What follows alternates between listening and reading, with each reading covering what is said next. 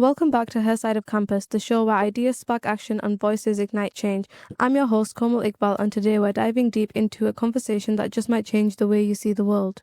Before we start, just a quick note, the podcast may cover topics that could be triggering or distressing to some listeners, including but not limited to discussions about mental health, abuse, violence, discrimination, trauma, and other sensitive topics. We encourage you to prioritize your well-being. If at any point you feel uncomfortable, you are welcome to pause the podcast, skip a section, or stop listening entirely.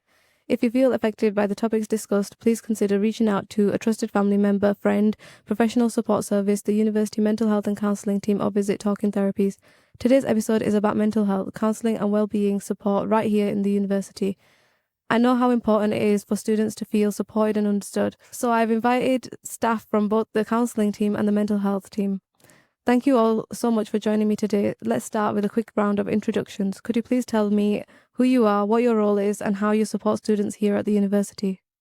So my name's Lauren. I'm the counselling manager, and our service offers counselling to staff and students at the university.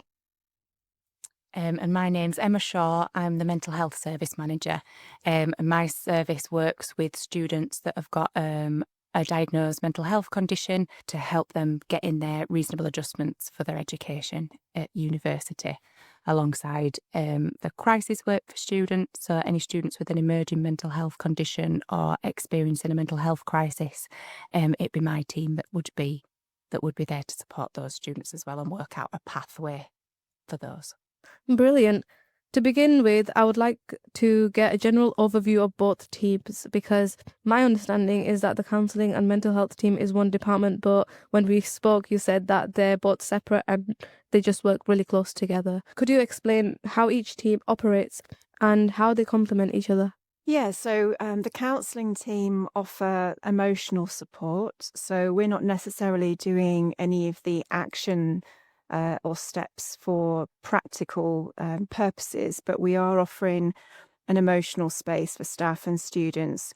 But sometimes students will come and actually, perhaps they have a diagnosis or there's some practical steps that are needed to help them keep safe. And this is where our collaboration works really well. Yeah, we share the same offices as well, so we sit really close together geographically as well as working really closely together, so we can help students sometimes straddle both services. So with my team, the mental health team, like Lauren said, if they've got that formal diagnosis and they need those adjustments put in place, we can do that alongside whilst they're having the emotional counselling work with the counselling service, and vice versa. If somebody's having counselling and then this comes up in a counselling appointment, they can be passed over to us as well. We work really closely at the beginning of the student's journey, so when the student comes into the service, we do a bit of a triage appointment so that we speak through everything with that student and then work out which team is better placed for them or both. Yes, and I understand that the mental health team also works closely with the disabilities team. Could you explain a bit about that relationship and how it benefits students? Yeah, absolutely. We work really closely with the disabilities service.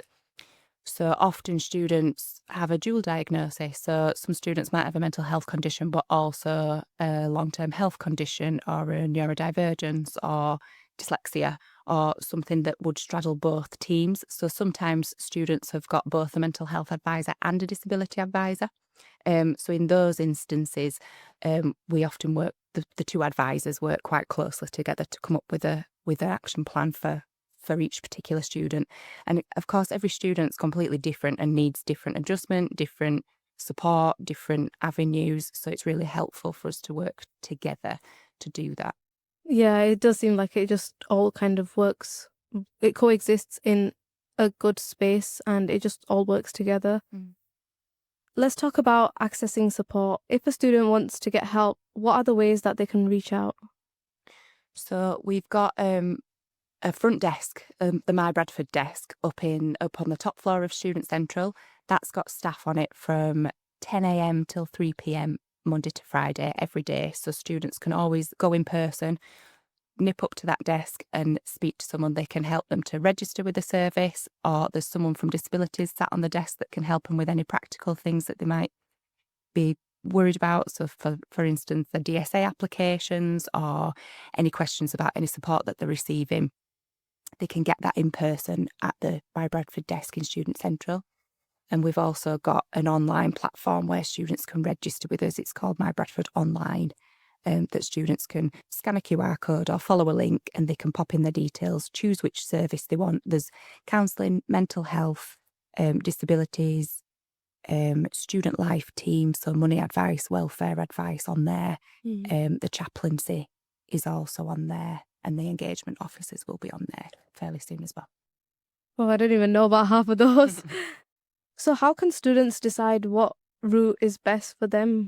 So they don't necessarily need to know. Like if they know specifically what support they're looking for, then on the front desk, each representative of the team it's signed, and they can approach that person. Or there's the form, and they can choose which service they want. But if they don't know, there is a general inquiry on the form, or the My Bradford team, the generalist advisors, they're the best port of call, really, because if you're not sure, you just have a chat. Anybody on that desk is really willing to help, and they can support you work out who you best need to speak to. Yeah. And then once somebody is referred, what happens after that in regards to making appointments, wait times, and general availability? So once they've filled out that form, that electronically comes through to, we've got a client liaison administrator called Louise, and she's absolutely lovely. She would be the person that picks up that referral. She would contact the student and get them booked in for their initial assessment, initial appointment. So just that 25-minute initial talk, really. There's not really a wait time for that. They could be in within a day, 2 days. It always depends on the student's availability. So if a student wants that initial appointment and they can only do it on a Tuesday at 2 p.m.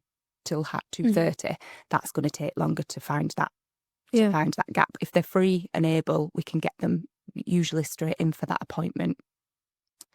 Once they've had that appointment, we triage that student we pop them onto our waiting list for either counselling or mental health or both.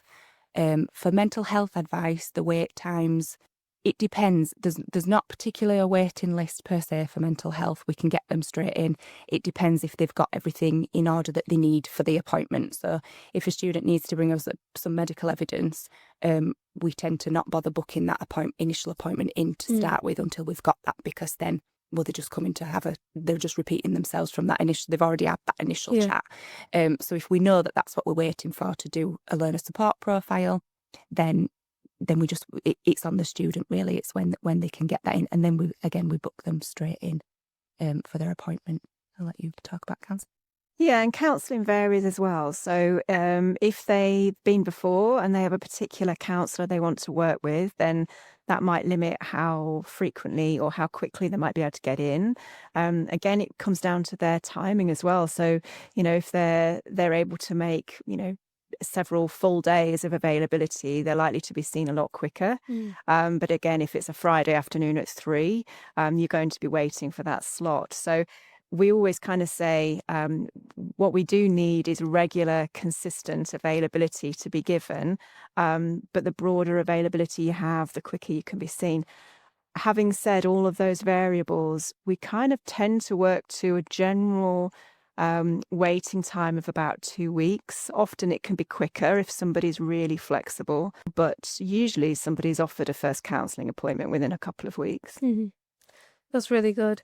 Let's get into what support looks like in practice. How many sessions does the counselling team offer, and what is the structure like for students? So for students, we offer blocks of 4 sessions at a time. So that would be 1 a week with the same counsellor over a period of 4 weeks. And that's usually where we bring it to an end. But there is an understanding that people can come back. We ask that people wait a minimum of 4 weeks, and that's because we are ultra accessible. People can come in and see us pretty quickly. And it just means that flow of appointments can happen really fast. And if you can wait 4 weeks, somebody else can see us before we get you back. And actually, there's no limitation to how many times you do that. The only final limitation is graduation. So actually, students can come in a lot and see us if they want to. Yeah. And how does it differ for staff members? Because the counselling service is offered to staff members. Yeah, so we offer staff counselling. We ask that staff have a maximum of 6 sessions per academic year, and it's a little bit more so than the 4 sessions, but it's limited at 6. They can't keep coming back over that academic year. And I think the reason for that is really that our primary purpose is here for students. But we are a university community, and we recognise that everybody here can struggle and would benefit from support. And if we can support staff, then they can also support students. So it is slightly different, but we're accessible for all. That's really good. For students who complete their 4 sessions, what happens next? Is there a high chance of being able to re-refer afterwards, after their break? Yeah, so it's really up to them. So some students are really keen, and we see them frequently, and we work, often you kind of develop a relationship with a particular counsellor, and it makes sense because you're not having to repeat your whole background and story again. You can just kind of fit back into where you left off, and perhaps, you've got some more insight over the time that you've not been seeing that counsellor, and your personal development has changed, or experiences have altered over the time that you're here. But yeah, students can come back a lot, but it's really up to them. The only provision is we say wait 4 weeks. For some students, that 4 sessions is enough, and we won't see them again. And for others, we're with them the whole time throughout their university life. But if anybody's not sure, they're just welcome to get in touch at any time. Yeah, even if you don't feel like you need counselling, if you try it out, maybe it is something that you then will benefit from afterwards. And I think there is something about that around not everybody understands what counselling is or what it might be. I think, we see a lot of counselling mentioned in media, and not everybody fully understands it. So it's an experiential process. So you can come along, if you're not sure, you don't have to have the full 4 sessions, but just see how it is. We're all very, very friendly. We're happy to talk and support somebody in any way we can. And, important message is just, if you think you need support, emotional support, give it a go. Yeah, definitely. Now I want to shift more into who is using these services. You provided some statistics on gender differences in access. Could you explain what you're seeing in terms of the difference in how men and women access support and why that might be? In terms of our service as a whole with the 2 teams, it's slightly different depending on whether you're a student or a staff member. In terms of gender, students, we kind of see about 30% of our students are men, and 70% are female. And for staff, it's slightly different. So men take up about 40% for staff counselling, and it's 60% female. So, there's a slight difference, but very much predominantly female. And why do you think that is? It's difficult to say, really. I think perhaps there might be a little bit more stigma about men sort of accessing emotional support, or even acknowledging that they've got emotional difficulties or just want to talk things through. Maybe it's not the go-to to go for counselling, but I think that there are other forms of support, and people access what they're used to. So whether women are happier to talk and acknowledge difficulties rather than men, it's difficult to say, but there's definitely a difference. Yeah. And what do you think some of the barriers are that are preventing students, especially men, from reaching out and using these services? I think, like Lauren said, it can be a stigma. It can be what's been historically portrayed in the media of showing weakness, in showing emotion, or in crying, or in that side of things. I think as well, I suppose in a university setting as well, it's groups of people.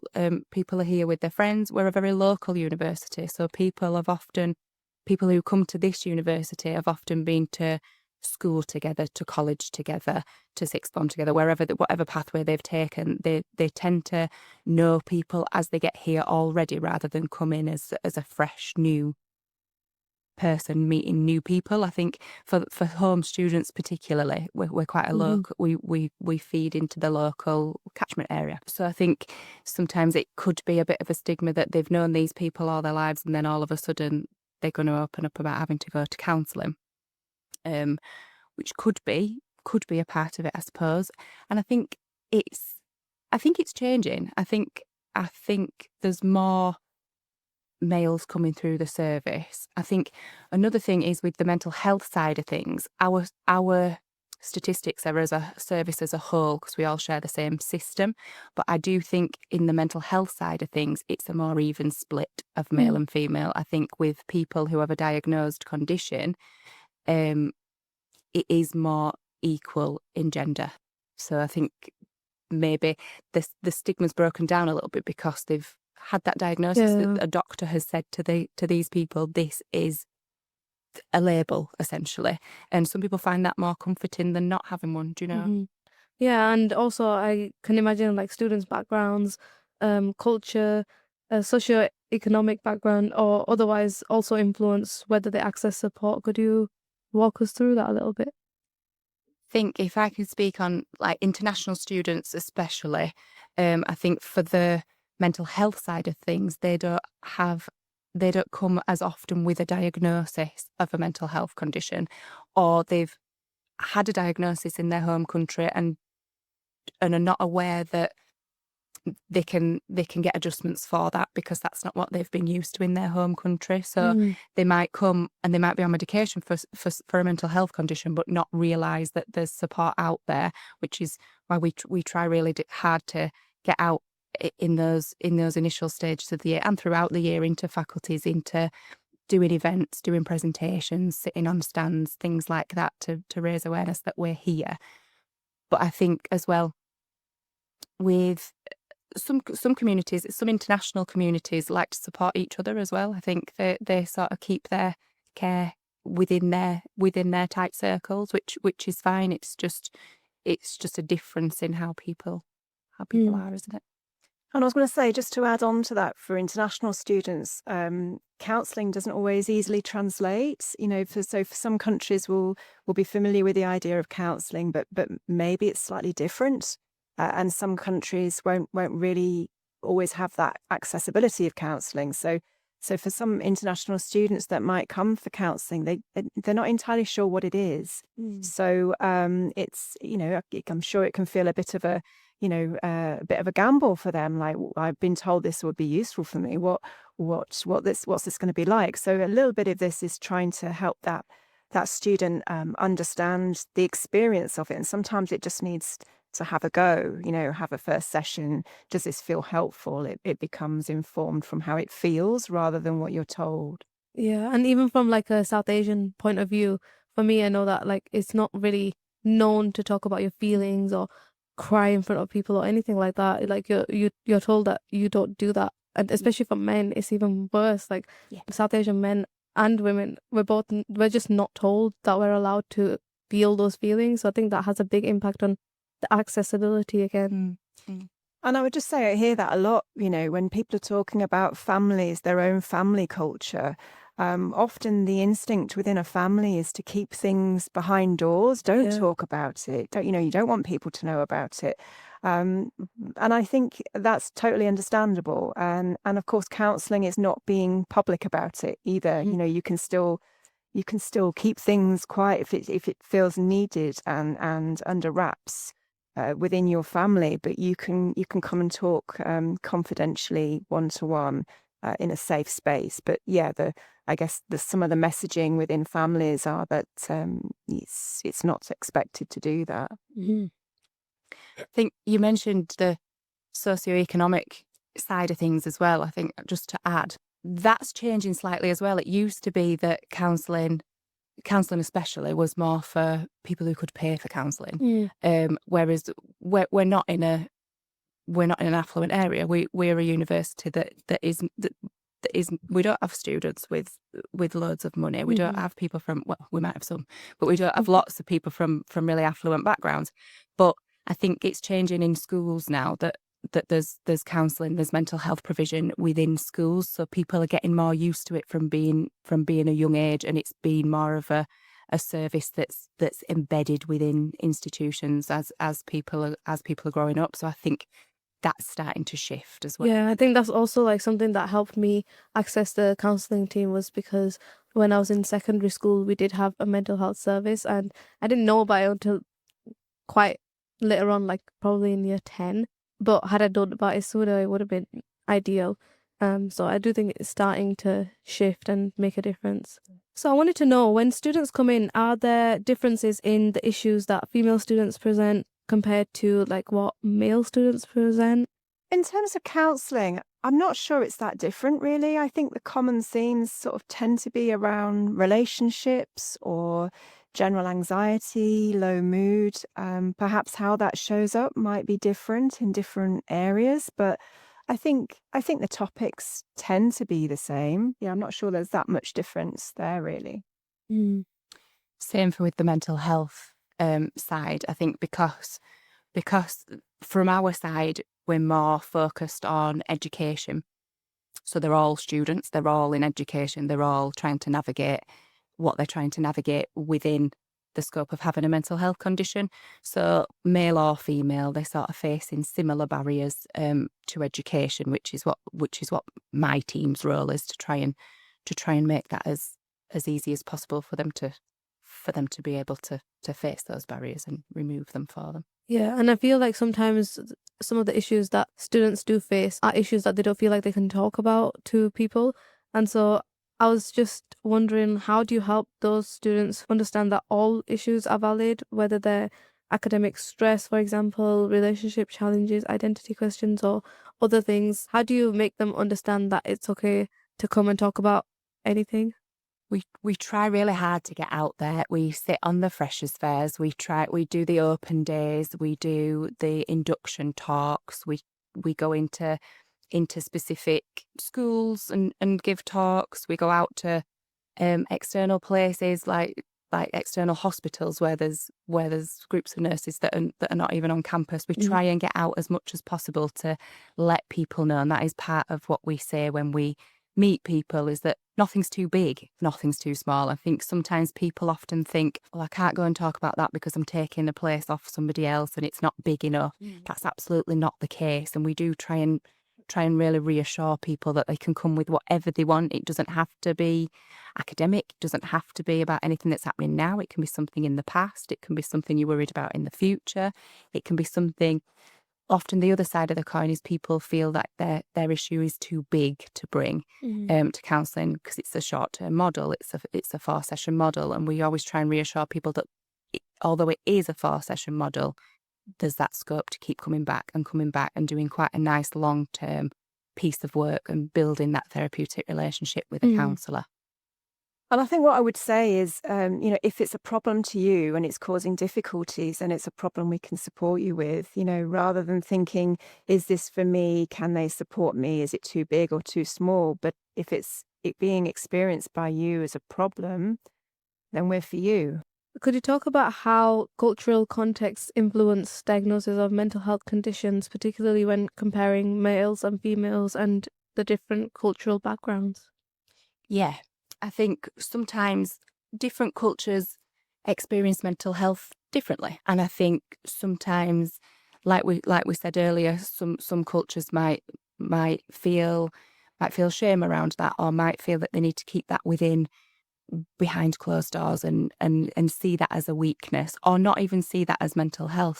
Sometimes in certain cultures it can be seen as different. It can be seen as either the fault of the person who's unwell, or it can be seen as a spiritual experience, or it can be seen as just a weakness in that person, I suppose. But I think once people have got that diagnosis, I think people, mostly of all cultures, are quite open to exploring how can we help this person or the family around them. From my experience here, I experience that most students that come to me that have got a diagnosed mental health condition have got pretty good family support around that as well. Not everybody, obviously everybody's different. Some students don't have family support at all, regardless of culture.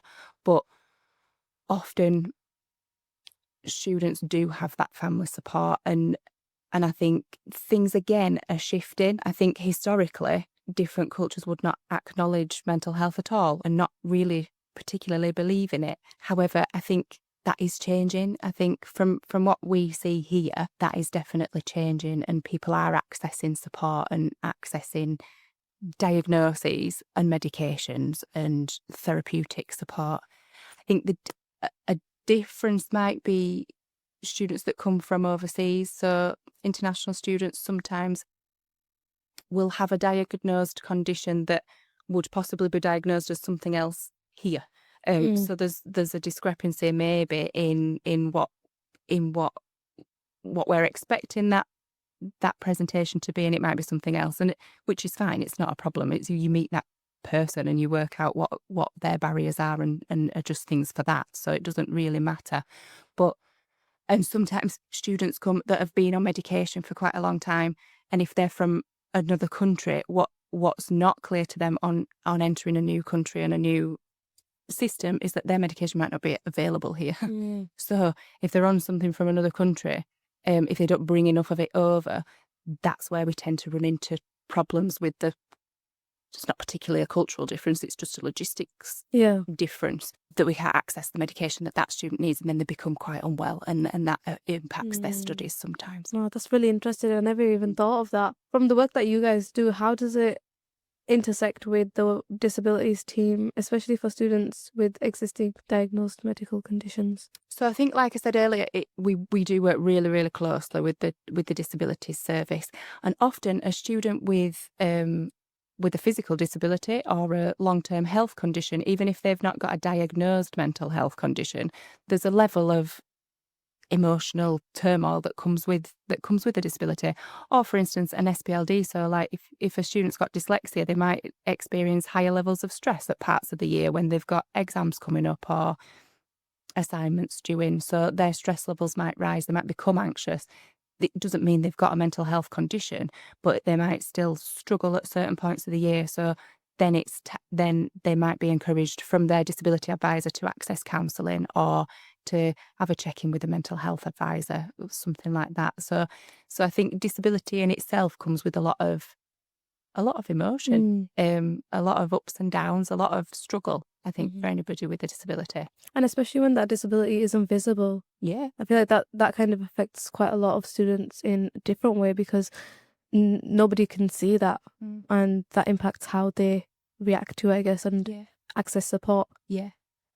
I guess I would just add to that. I think, students aren't always, they don't always understand what support is at university. And I think, we increasingly work really, really closely, not just, counselling, mental health and disability, but all the other support teams too. And I think, we tend to know what, we can kind of support that student access support that they might not have even thought of, and we can facilitate that really smoothly by making a referral on their behalf, or letting them know how they can get in touch. So actually, once the students reached out and accessed one team, then we can really support that student access additional support where needed.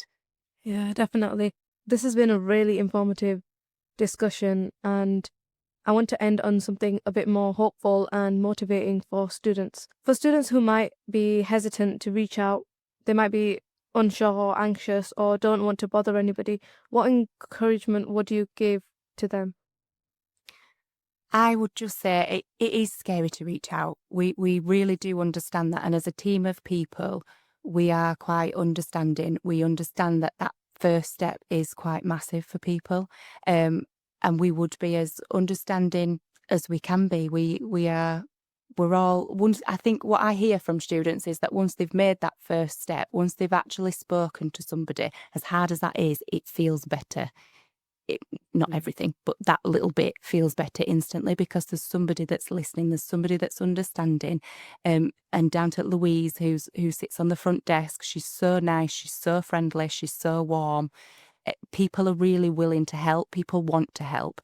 And what I'd say is some students feel daunted by the process because they don't know if they're going to the right place. What if I've got the wrong team? What if I need disabilities and I've gone to mental health? It doesn't matter.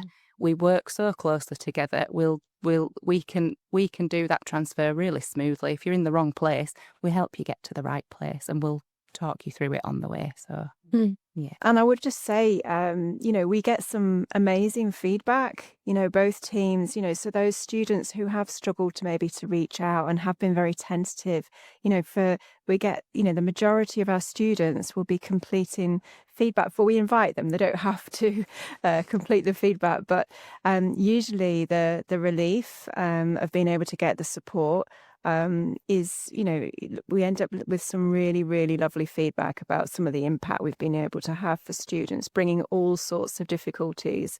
So, it's just have that initial conversation, come to the My Bradford desk, have a chat, just send in an inquiry form if you don't want to have a chat in person, and start the process off. And you'll find us, very approachable and very friendly, and we'll support you to get to the right team.